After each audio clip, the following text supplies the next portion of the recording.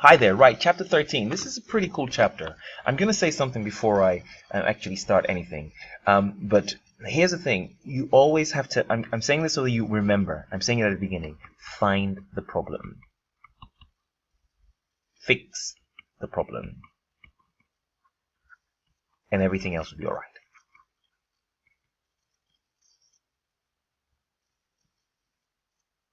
If you do this, then you'll always be fine. Let's start. Okay, so we have two types of errors when we talk about errors here. Remember that everything we're doing that's flowing through the source documents, through the subsidiary books, through the T accounts and the general ledger, with all the balances brought down, if you like, and do everything, is because we're trying to arrive to prepare our statement of financial position, statement of profit and loss and statement of financial position, which is pretty much just A is equal to C plus L plus I, and we have E and we have D, and I'm telling you to take E over here, and then you have I minus E, and this is your statement of profit and loss, and the rest is your statement of financial position, including UD, of course.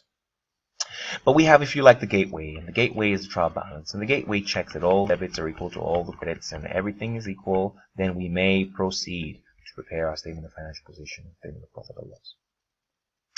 Now, at this gateway, we might pick up there might be some issues. If we get to the gateway and we find out that, oh my God, all the debits are not equal to the credits, well, let's look to the reasons why. So if you flick very quickly to your textbook, literally, I'm just blazing through this because it's still, if you like, they're just boosters. If you look quickly on page 318, so you can pause this, please, go to page 318 and then just carry on. You can see clearly on 318 it tells you a number of reasons why you can have this problem. So let's just say that you had rent and you had bank. And I'm just going to use these two accounts to try and explain most of this. Say, for example, a single entry error. Say, for example, you put 500 and you hadn't put in anything for bank. So when you go to your trial balance, of course, your trial balance will just have rent of 500 and there'll be no bank. Right? There just won't be anything. So when you do the balances, when you add things, of course there'll be a difference, just because, right? So if you had gone like this, well, instead of going rent and bank, this is the next one. This is called a single entry error. Say, for example, you have rent and you have bank, and you were supposed to go 500 here and 500 here. You go 500 there and 500 here. Well, I'm sorry, what you now have is, I'm going to get rid of this error. The next error is you have something that looks like this. You'll have rent 500 and you have bank 500. So you have 1,000 here, and it still won't balance because you have two things on the same side. I guess it's pretty making sense now. Say, for example, you've done it the other way around. You had rent, and you put 500 here, and you had bank, and bank you had 500 here as well. Well, I'm sorry, the same problem will happen. You have TB, you have rent, you have bank, and you have 500, you have 500, you have 1,000, and you'll still have nothing on this side. Let's look at another error. So the second error says, say, for example, you had rent and you had bank. I'm just changing the numbers a little. Say, for example, you had 575 and you had somehow crazily put 557. This is called transposition error. Well, of course, the two won't be the same. It's just the key point here is all the debits are not equal to the credits. Right? I mean, you could have I think this is one of the better ones where you've actually put everything to the trial balance, but you just added everything wrong. So you have all the different things in there, or you just add it again and check, add again and check to see that all the debits are equal to all the credits. Right, and so these are the types of errors you have. But here's the thing, you see, let's just do that rent. Let's go back to that rent case, and this should confirm the issue. Always fix the problem. I've said that before. So you have rent and you have bank. So let's say, for example, you put bank correctly and you've forgotten to put rent. Okay, no problem. You get to your trial balance.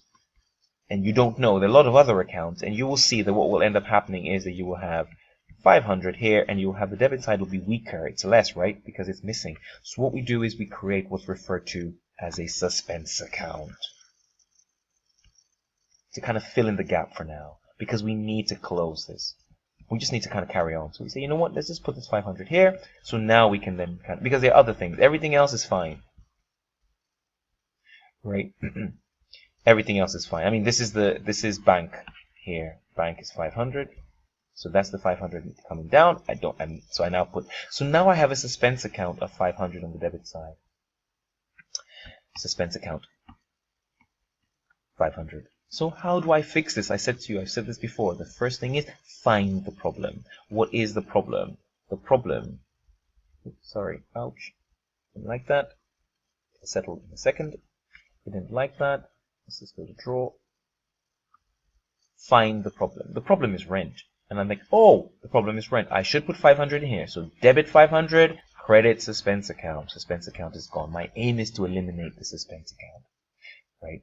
So that's kind of that's the first. This is the only video I'm going to do for this one because it's really enough. And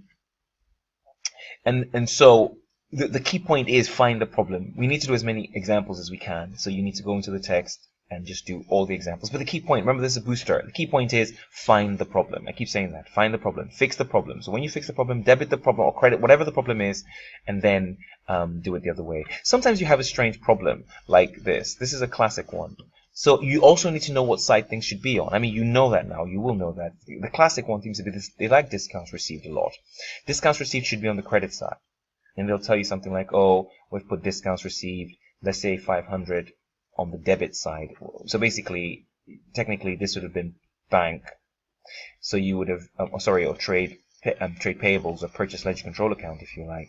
So really, you would have put 500 here, and you would have put 500 here on the credit side. But you've done this correctly. But you've put it on the debit side as well. So the argument is, how do we fix this? You will see that you will have a suspense account. Of course you will. Suspense account. If I look at this right now, my suspense account, I'll have basically, this is what I have. Discount received, 500. Trade payables, 500.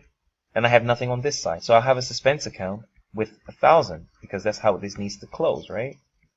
So you have a suspense account. So you have a suspense account of 1,000 on the credit side. Okay, so how do I fix this? Well, what I now have is this kind of scenario. I'm thinking, well, let's fix the problem. Discount received, I shouldn't have 500 on the debit side. That's just brought this to 0. I should have 500. I'm fixing the problem.